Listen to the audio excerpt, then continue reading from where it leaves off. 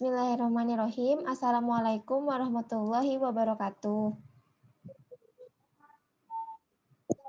Warahmatullahi wabarakatuh. Waalaikumsalam warahmatullahi wabarakatuh. Kali ini kami kelompok 1 akan mempresentasikan tugas dari mata kuliah perkembangan peserta didik yang berjudul Perkembangan Fisik dan Psikomotorik Peserta Didik. Kami kelompok 1 yang beranggotakan yang pertama ada saya Arnetta Karisma. Saya Muhammad Soriuddin Ardani. Saya Nur Aini. Saya Nur Aini Rizkia. saya Farah Fadil Afiani. Saya Firnanda Galuwidiapuri.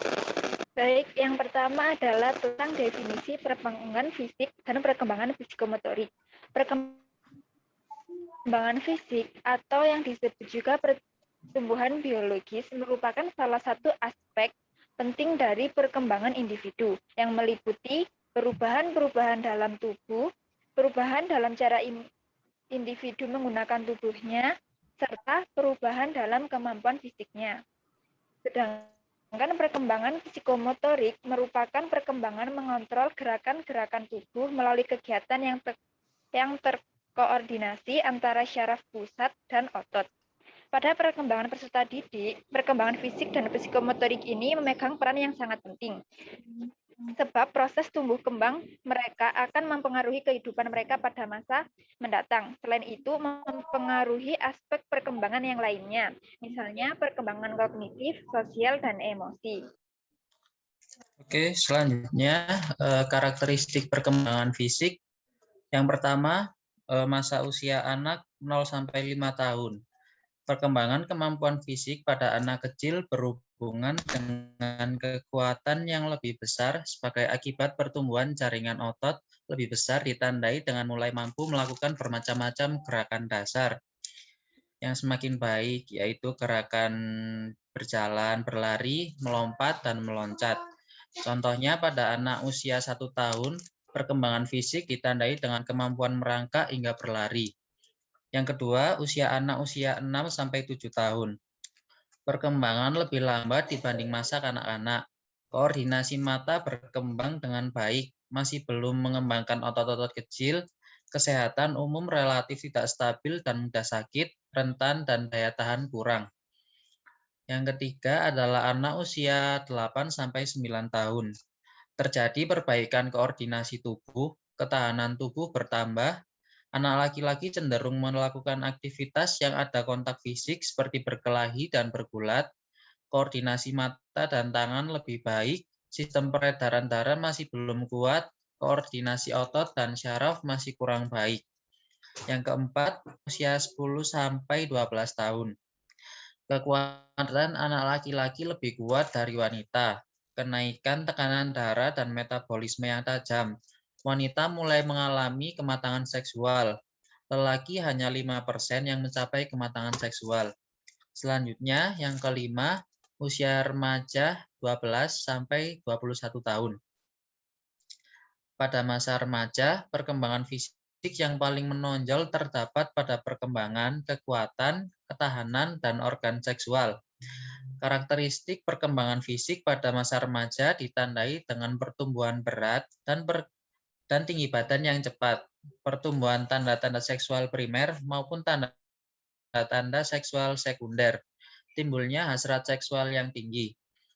Dan yang terakhir, usia dewasa 21-40 tahun. Pada masa dewasa, pertumbuhan mencapai titik maksimal. Pada masa ini, pertumbuhan fisik mulai terhenti sehingga hasil dari pertumbuhan ini menentukan kemampuan fisik. Selanjutnya akan dijelaskan oleh teman saya. Oke, selanjutnya yaitu karakteristik perkembangan psikomotorik. Yang pertama yaitu masa anak usia 3 tahun. Pada masa ini, anak tidak dapat berhenti dan berputar secara tiba-tiba atau secara cepat. Dapat melompati 15-24 inci, dapat menaiki tangga tanpa bantuan, dengan berganti kaki, serta dapat berjingkrak. Yang kedua yaitu masa anak usia 4 tahun. Pada masa ini, anak lebih efektif mengontrol gerakan berhenti, memulai, dan berputar. dapat melompat 24-33 inci, dapat menuruni tangga dengan berganti kaki, dengan bantuan, serta dapat melakukan jingkrak 4-6 langkah dengan satu kaki. Kemudian yang ketiga yaitu masa anak usia 5 tahun. Pada masa ini, anak dapat melakukan gerakan start, berputar, atau berhenti secara efektif. Dapat melompat 28-36 inci, dapat menuruni tangga tanpa bantuan, berganti kaki, serta dapat melakukan jingkrak dengan sangat mudah. Kemudian yang keempat yaitu masa anak usia 6-12 tahun. Pada masa anak perkembangan keterampilan dapat diklasifikasikan menjadi 4 kategori. Yang pertama yaitu keterampilan menolong diri sendiri, yang kedua keterampilan menolong orang lain, yang ketiga keterampilan sekolah, yang keempat keterampilan bermain. Kemudian yang kelima yaitu pada masa remaja usia 12-21 tahun.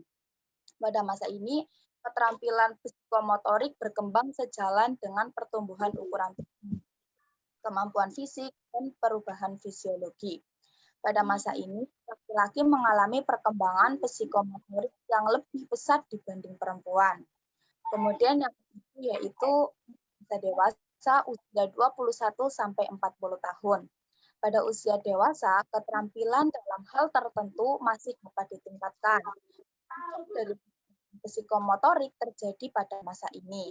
Latihan menentu dalam perkembangan psikomotorik. Dan selanjutnya akan dijelaskan oleh teman saya. Selanjutnya yaitu faktor yang mempengaruhi perkembangan fisik. Terdapat beberapa faktor yang mempengaruhi perkembangan fisik peserta didik. Yang pertama, keluarga, meliputi faktor keturunan maupun faktor lingkungan. Yang kedua, gizi. Contohnya, peserta didik yang memperoleh gizi yang cukup biasanya akan sedikit lebih cepat mencapai taraf remaja dibandingkan dengan mereka yang kurang mendapatkan asupan gizi. Yang ketiga, gangguan emosional. Contohnya, peserta didik yang terlalu sering mengalami gangguan emosional akan menyebabkan terbentuknya steroid adrenal yang berlebihan. Yang keempat, jenis kelamin. Contohnya, peserta didik laki-laki cenderung lebih tinggi dibandingkan dengan peserta didik perempuan.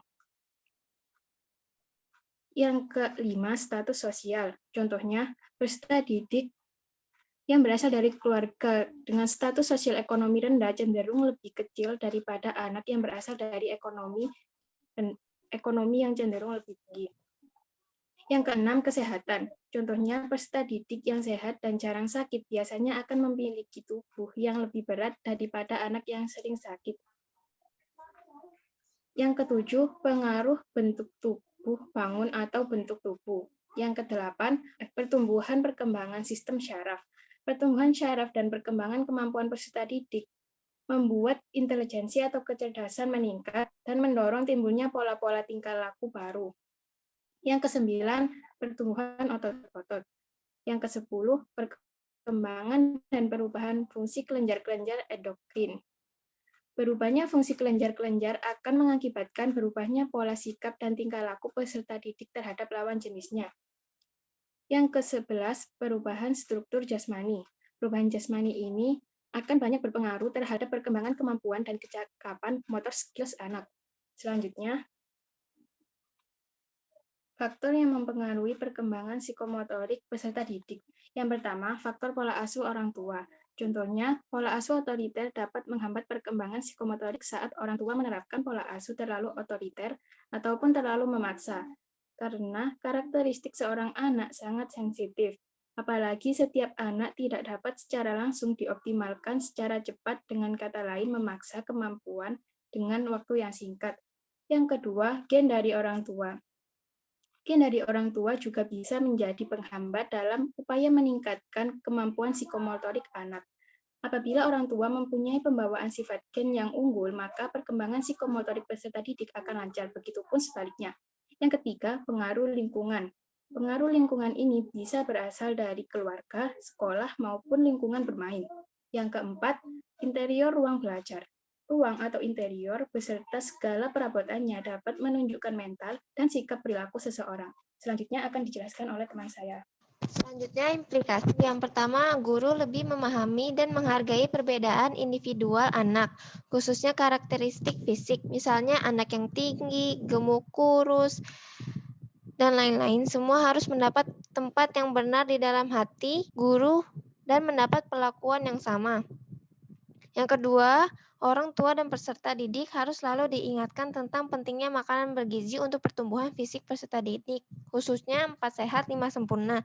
Yang ketiga, ada media pembelajaran yang digunakan harus bervariasi dan yang bisa secara langsung menstimulasi fisik dan psikomotorik anak, misalnya media 4 dimensi. Yang keempat, ada guru harusnya lebih banyak memberikan stimulasi supaya mempercepat kematangan perkembangan psikomotorik peserta didik, misalnya pemberian layanan pengajaran dan bimbingan. Yang kelima, ada guru mendorong siswa menentukan pilihan-pilihannya sendiri untuk meningkatkan pertumbuhan. Misalnya untuk tumbuh menjadi lebih dewasa, anak remaja harus aktif mencari lingkungan dan pengalaman yang sesuai dengan kemampuan naturalnya. Yang keenam, ada lingkungan pendidikan harus menyediakan ruang untuk bermain bagi peserta didik. Dengan bermain, mereka mempelajari segala hal dan yang terpenting mampu melatih fisik dan psikomotorik mereka. Selanjutnya yaitu masalah perkembangan fisik dan psikomotorik. Perkembangan adalah perubahan dasar yang ada pada diri anak. Ketika perkembangan motorik anak tidak tercapai, maka anak tidak dapat melakukan kemampuan motoriknya dengan baik. Adapun contoh masalah perkembangan fisik dan psikomotorik. Masalah yang pertama yaitu perkembangan fisik. Remaja yang selalu menginginkan fisik seperti yang diimpikannya. Perkembangan fisik pada remaja selalu memiliki berbagai permasalahan pada diri remaja. Pada remaja yang sudah selesai masa pubertas, permasalahan fisik yang terjadi berhubungan ketidakpuasan mereka terhadap keadaan fisik yang dimiliki yang biasanya tidak sesuai dengan fisik ideal yang diinginkan. Contoh masalah yang kedua yaitu perkembangan psikomotorik. Bayi yang kesulitan merangkak ataupun anak yang kesulitan memegang benda kecil. Sementara anak yang lebih besar akan sulit melakukan pekerjaan dasar seperti memegang benda-benda kecil atau menyikat gigi. Terima kasih.